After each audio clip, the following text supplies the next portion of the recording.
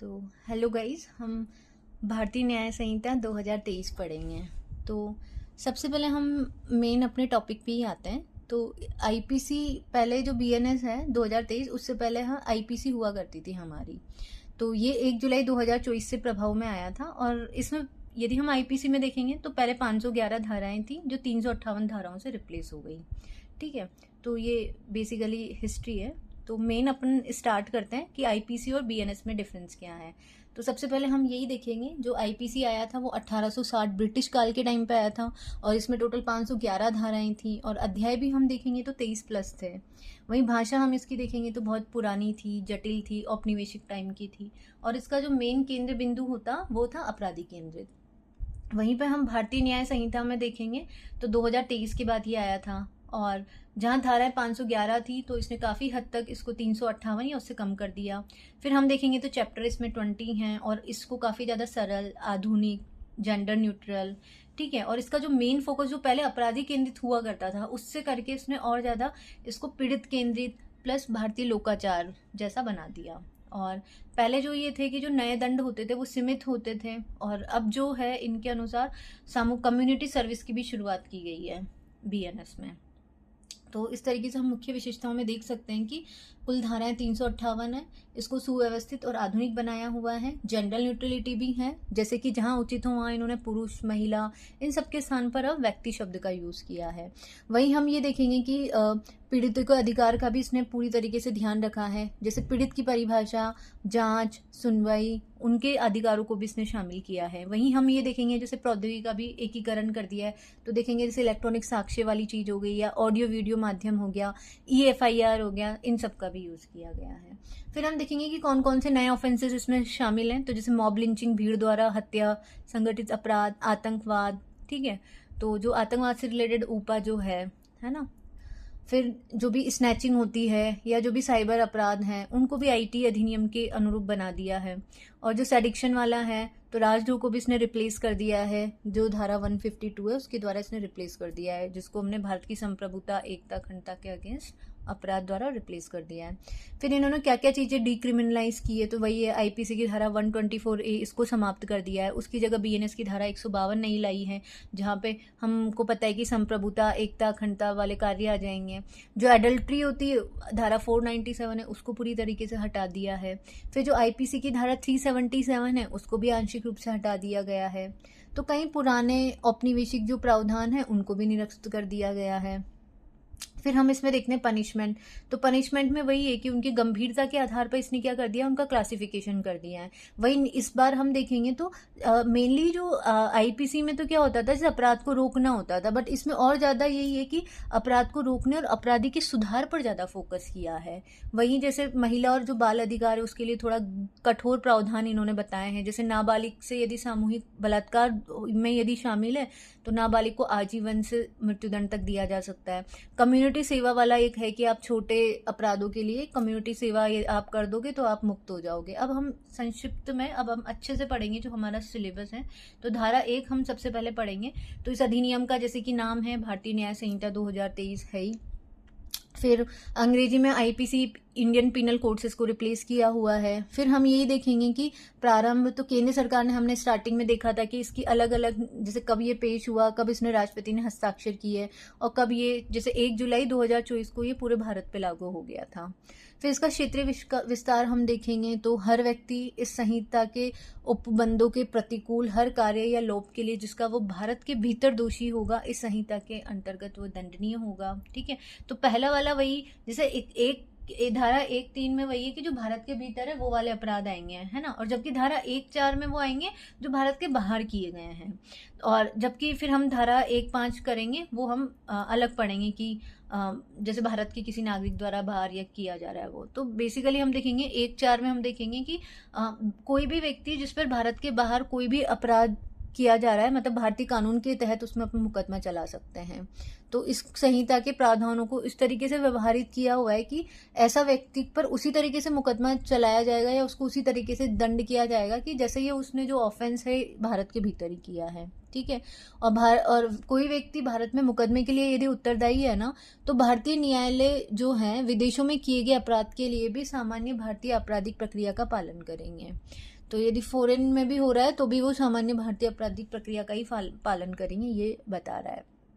फिर धारा 1.5 हम देखेंगे तो वही है, भारत के किसी भी नागरिक द्वारा भारत से बाहर और परे किसी भी स्थान पर किया जा रहा है तो वो वाले अपराध आ जाएंगे। मान लो भारत में कोई भी पंजीकृत शिप है या विमान है या भारत की या किसी भी व्यक्ति द्वारा कुछ भी किया जा रहा हो तो वो भी आ जाएगा इसमें। फिर मान लो भारत में कोई भी कंप्यूटर है, कंप्यूटर संसाधन है, तो उसको लक्षित करने वाला कोई भी व्यक्ति हो गया है ना, या कोई भी, चाहे वो भारतीय भी हो सकता है विदेशी भी हो सकता है, ठीक है, या भारत के बाहर हो गया कोई व्यक्ति, है ना, तो वो भारत में मौजूद जो भी कंप्यूटर संसाधन है, चाहे वो सर्वर हो, चाहे वेबसाइट हो या कंप्यूटर सिस्टम है, तो उसको निशाना बना रहा है तो वो भी इसमें शामिल हो जाएगा। ठीक है। तो इसने अपराध का मतलब वही है कि भारत से बाहर किया गया ऐसा हर कार्य जो भारत में भी किया जाता है उसके लिए वो दंडनीय होगा। फिर हम ये देखेंगे कि धारा 2 में हमको देखनी है जो कि हमारे सिलेबस में गिवन है कि क्या क्या डेफिनेशन है। तो देखो, एक्ट का मतलब वही है जो भी हम करेंगे, तो कार्यों की एक श्रृंखला भी हो सकती है मान लो, या फिर अकेला कार्य भी हो सकता है, तो दोनों चीजें इसमें आ जाएंगी। बालक में जैसे हम पहले देखते हैं कि अलग अलग एक्ट के अकॉर्डिंग अलग अलग है, तो इसमें वही व्यक्ति अभिप्रेत है जिसकी आयु 18 से कम है। और कोर्ट क्या होगा, तो कोर्ट में न्यायाधीश भी आ सकता है या न्यायाधीशों का एक निकाय भी आ सकता है, तो दोनों आ सकते हैं, जुडिशरी भी आ सकती है और जुडिशरी की बॉडी भी आ सकती है। तो वो वही है जो न्यायिक मतलब विधि द्वारा उसको सशक्त किया है न्यायिक रूप में कार्य करने के लिए। और वो एक तो न्यायाधीश अकेले भी कार्य कर सकता है और एक बॉडी के रूप में भी काम कर सकता है, जैसे 3 बेंच 5 बेंचेस ये सब। तो जिसमें हम एग्जाम्पल देके समझा सकते हैं, जैसे अपना जिला न्यायालय हो गया या सत्र न्यायालय हो गया, इस तरीके से। फिर हम देखेंगे दस्तावेज, हमसे पूछा जा सकता है 5 मार्क्स में दस्तावेज क्या आएगा।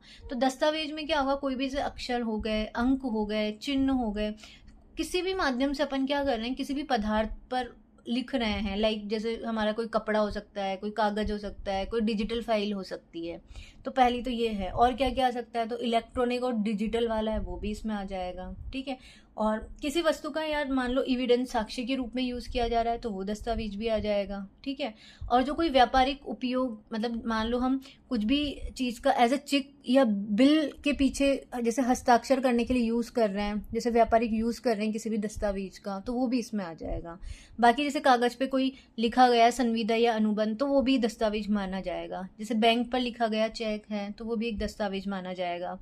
या फिर किसी के अधिकार देने वाला जो एक मुक्तरनामा होता है जो हमें किसी भी चीज पर अधिकार देता है, तो वो भी दस्तावेज माना जाएगा। या किसी स्थान का नक्शा हो गया, मानचित्र हो गया, या कोई योजना हो गया, तो वो सब भी इसमें आ जाएंगी। या कोई भी जो लिखित अनुदेश है या दिशा निर्देश है जिसमें कुछ करने या न करने का वर्णन है, तो वो भी दस्तावेज हो गया। जैसे कि एक सामान्य एक दें तो हम जैसे रेंटल एग्रीमेंट एक बनाते हैं कि उसमें सारे प्रोविजन लिखे होते हैं कि आपको क्या क्या अधिकार होगा, तो वो सारा भी एक हम दस्तावेज उसको बोल सकते हैं।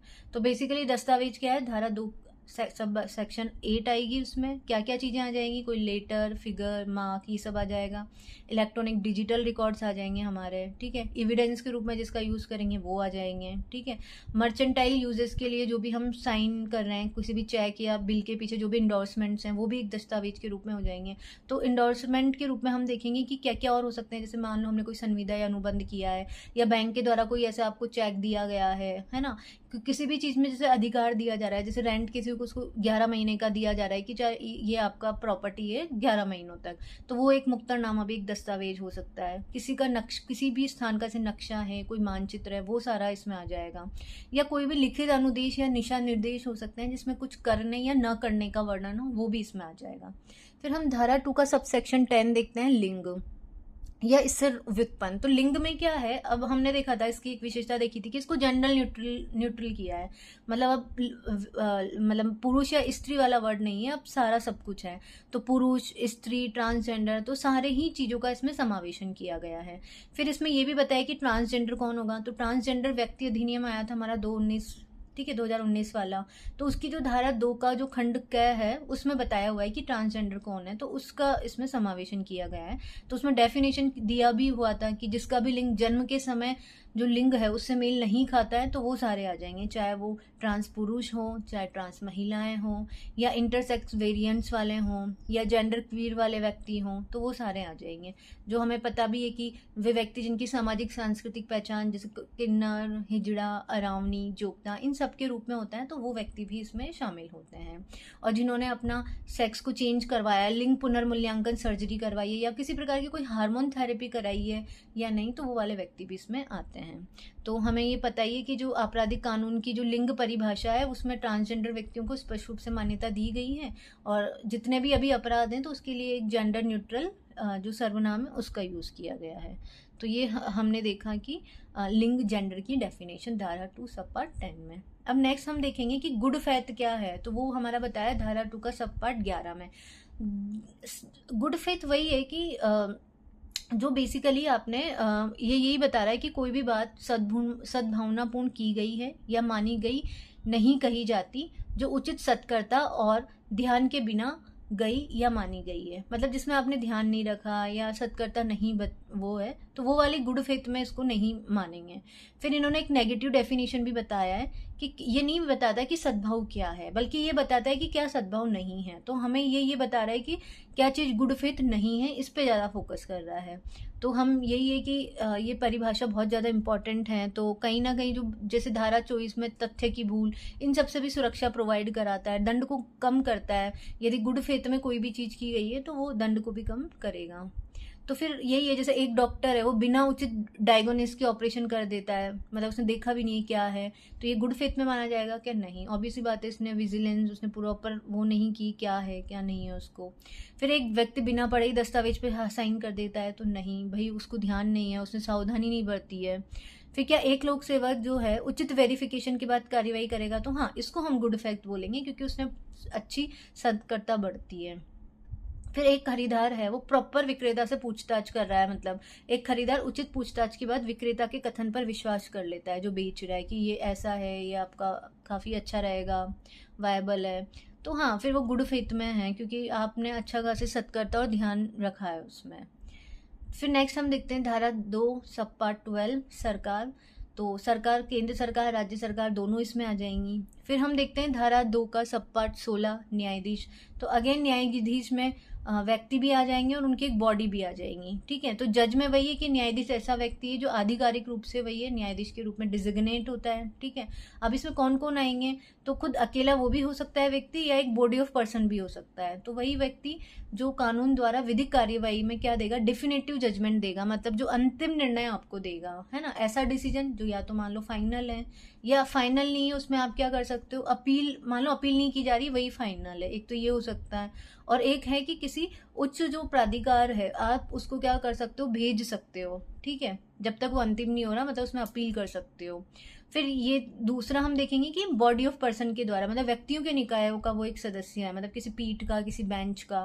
तो जैसे हम देख भी सकते हैं कि बेंच या अधिकरण का मेंबर है ना, जिसके द्वारा ऐसा निश्चयात्मक निर्णय दिया जा रहा है, मतलब फाइनल डिसीजन दिया जा रहा है। तो जैसे एक इन्होंने बताया भी है कि एक मजिस्ट्रेट है जो अब उसके खुद के ज्यूरिडिक्शन में जो भी चीज़ें आती हैं उसका यूज़ करते हुए उसको जुर्माना या सज़ा दे रहा है, ठीक है, चाहे वो उस निर्णय की अपील हो या ना हो, तो वो एक जज माना जाएगा। फिर पर्सन, धारा 2 के 26 वाले पार्ट में हम देखेंगे कि पर्सन में क्या क्या आता है। तो कोई कंपनी भी हो सकती है, संगम भी हो सकता है, व्यक्तियों का निकाय भी हो सकता है जो इनकॉर्पोरेटेड हो या नहीं हो, तो ये सारा हो सकता है। कंपनी हो सकती है, कोई ऑर्गेनाइजेशन हो सकती है, एसोसिएशन हो सकती है, ठीक है। तो कहने का मतलब ये है कि व्यक्ति शब्द में ये नहीं है कि सिर्फ ह्यूमन ही आएगा, ठीक है। तो ये बहुत ब्रॉड लेवल पर है, इंक्लूसिव है, इसमें नेचुरल मतलब प्राकृतिक व्यक्ति भी शामिल है और विधिक व्यक्ति, चाहे कोई कंपनी हो, संस्थाएं हो, सब शामिल है। जैसे कोई कंपनी आपको मिलावट का सामान बेच रही है तो उस केस में कंपनी खुद एक व्यक्ति बन जाएगी बीएनएस एक्ट के अकॉर्डिंग, तो उस पर अपन बीएनएस एक्ट पे वॉच चला सकते हैं, ठीक है। और उसके साथ साथ जो भी अधिकारी रिस्पॉन्सिबल है उन पे भी अपन कानूनी कार्यवाही कर सकते हैं। फिर हम धारा 2 के सब पार्ट 28 में देखेंगे कि लोक सेवक क्या है। तो लोक सेवक में बेसिकली अलग अलग लोग आते हैं, जो हम देखेंगे कि किन किन व्यक्तियों को लोक सेवक माना जाएगा।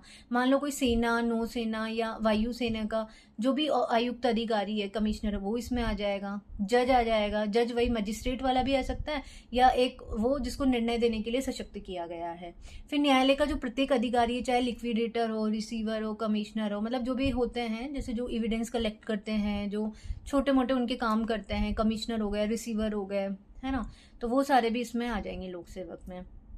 फिर न्यायालय या लोक सेवक की सहायता करने वाले असेसर्स आ जाएंगे, पंचायत मेंबर्स आ जाएंगे, ठीक है। कोई आर्बिट्रेटर है जो न्यायालय या सार्वजनिक प्राधिकरण द्वारा नियुक्त किया जा रहा है, वो आ जाएगा। फिर किसी व्यक्ति को जैसे प्रतिरोध में रखने के लिए सशक्त व्यक्ति, जैसे जेलर, कोई पुलिस में बंद है तो उनकी निगरानी के लिए कोई जेलर होता है, पुलिस अधिकारी होता है, तो वो भी लोक सेवक की कैटेगरी में आ जाएंगे।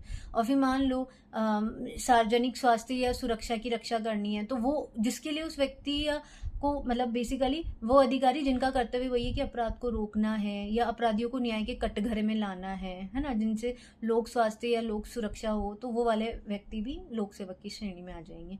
फिर हम देखेंगे कि कोई सरकारी संपत्ति वाला हो गया, राजस्व वाला हो गया, सर्वेक्षण कर रहा है, कोई अनुबंध कर रहा है, तो उससे रिलेटेड सरकारी अधिकारी आ जाएंगे। कोई ग्राम जिला निधि को कलेक्ट कर रहा है ना, तय कर रहा है, कोई इलेक्टोरल रोल से निपटने वाला अधिकारी है, ठीक है। निर्वाचन नामावली जो तैयार करता है व्यक्ति, वो आ जाएगा। जो व्यक्ति चुनाव संपन्न कराता है वो भी एक लोक सेवक की कैटेगरी में आ जाएगा। मतलब इसमें जरूरी नहीं है कि वो सरकार की सेवा में हो ही सही, है ना। तो कोई स्थानीय प्राधिकरण हो गया, निगम हो गया, या सरकारी कंपनी की सेवा हो गई, तो ये सारे व्यक्ति लोक सेवक की कैटेगरी में आ जाएंगे। तो इसमें वही है कि लोक सेवक वो भी हो सकता है जिसकी नियुक्ति सरकार द्वारा नहीं की गई हो, तो वो वाले भी आ जाएंगे। और कोई नियुक्त मान लो यदि किसी की नियुक्ति की गई और मान लो उसमें कोई कानूनी दोष होता है, बट फिर भी वो लोक सेवक की तरह काम करेगा, तो उसको लोक सेवक ही अपन मानेंगे, भले ही उसकी नियुक्ति में कोई कानूनी दोष हो, है ना। बाद में जैसे मान लो उसको हटा दिया गया हो, उस तरीके से। फिर इलेक्शन के लिए जितने भी चाहिए, विधायी निकाय हो गए अपने, नगर पालिकाएं हो गई, नगर सार्वजनिक प्राधिकरण हो गए, तो ये वाले भी निर्वाचन में ये सारी बॉडीज आ जाएंगी जो भी चुनाव करवाती हैं। फिर जो म्युनिसिपल कमिश्नर हो गए, तो वो भी लोक सेवक की कैटेगरी में आ जाएंगे, ठीक है। फिर अब ये यही देखेंगे कि बीएनएस में बहुत सारे जो गंभीर अपराध हैं वो केवल लोक सेवक पर ही लागू होते हैं, जैसे उन्होंने बताया भी है। चाहे आप आपराधिक विश्वासघात कर रहे हो, अवैध किसी से रिश्वत वगैरह ले रहे हो, तो वो सारे लोक सेवक पे लागू होते हैं। और वही है, लोक सेवक के विरुद्ध यदि कोई अपराध कर रहा है, लोक सेवक पे कोई अटैक कर दे रहा है किसी तरीके का, तो उसमें थोड़ी जो सजा है वो सामान्य से ज़्यादा रखी गई है। फिर हम ये देखते हैं कि वैल्यूएबल प्रॉपर्टी सिक्योरिटी क्या होती है, तो ये धारा 2 की 31 में बताई हुई है। तो इसमें क्या होगा, कोई वस्तु और नगद, मतलब ये नहीं है, ये जरूरी नहीं है, मतलब बेसिकली किसी भी कोई भी वो है, क्या कहते हैं, दस्तावेज है जिससे आपका क्या हो रहा है, विधिक अधिकार सृजित हो रहा है ना, विस्तृत हो रहा है, ट्रांसफर कर रहे हो आप किसी को, जैसे प्रॉपर्टी ट्रांसफर कर दे रहे हो, या रिस्ट्रिक्ट कर रहा है कोई चीज, या एक्सटिंग्विश कर रहा है, निर्वापित कर रहा है, या मुक्त कर रहा है, तो वो सारी चीजें आ जाएंगी। और इसमें क्या होती है, एक लीगल लाइबिलिटी भी होती है, तो जिसके द्वारा कोई व्यक्ति स्वीकार कर लेगा तो उसकी लीगल लाइबिलिटी बन जाएगी, तो वो लीगल लाइबिलिटी के अधीन आ जाएगी, ठीक है। और जिसका द्वारा कोई व्यक्ति ये भी स्वीकार कर ले कि उसके पास कोई विशिष्ट अधिकार नहीं है, तो वो भी इसमें आ जाएंगी।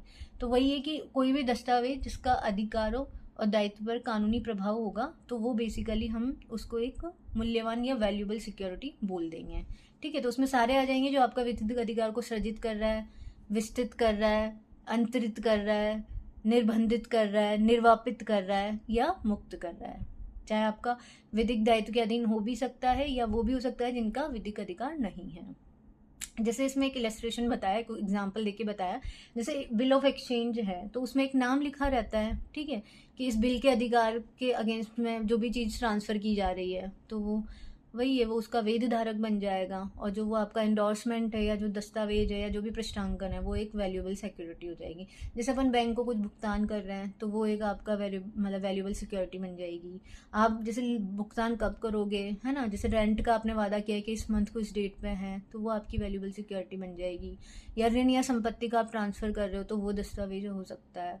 या मृत्यु के बाद जो संपत्ति का निर्धारण होता है, तो वो आपका वैल्यूएबल सिक्योरिटी हो सकता है। अब जरूरी नहीं ये कागज में ही हो, मतलब इसका इलेक्ट्रॉनिक रूप में भी होना अनिवार्य है।